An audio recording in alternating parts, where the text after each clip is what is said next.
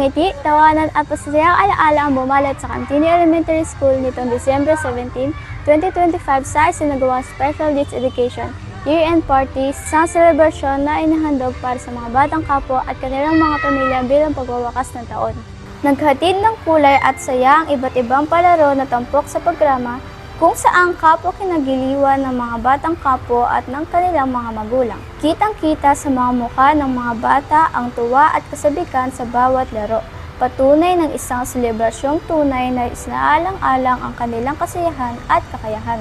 Samantala, naghatid naman ng kasiyahan at pagkamangha ang isinagawang magic show kung saan sabay-sabay na humanga ang mga bata sa bawat trick at ilusyon. Ang halakhak, palakpakan at mga matang puno ng pagtataka ay patunay kung paano naging makabuluhan ang karanasan para sa kanila.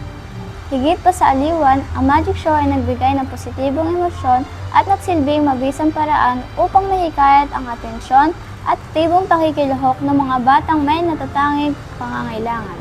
Hindi lamang ang mga mag-aaral ang buong pusong nakilahok, kundi maging ang kanilang mga magulang na masiglang sumuporta at nakiisa sa bawat gawain. Ang aktibidad ay nagsilbing isang makabuluhang get-together ng bawat pamilya, isang pagkakataong magbuklod, magbahagi na ng tawa at magdiwang bilang isang komunidad. Matapos ang mga palaro, nagsalo-salo ang mga dumalo sa isang simpleng kainan kasabay ng pagbibigay ng mga munting regalo para sa mga batang kampo. Ang mga handog na ito, bagamat simple, ay nagdulot ng malaking saya at nagsilbing alaala ng isang araw na puno ng pagmamahal at malasakit. Lubos naman ang pasasalamat ng mga magulang sa masayang programang inihanda ng mga gurong kampo. Ayon sa kanila, ang ganitong mga gawain ay mahalaga hindi lamang para sa kasiyahan ng mga bata, kundi para rin sa pagpapatibay ng ugnayan ng paaralan at pamilya.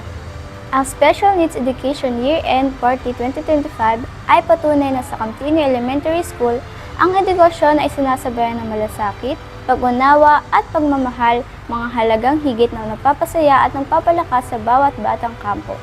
Kasama ang buong CTES Media Team, ako si Verna Carmina A. Pamitan mula sa 6SPJ Learner Reporter ng Cantini Elementary School, nag-uulat para sa DepEd Hour.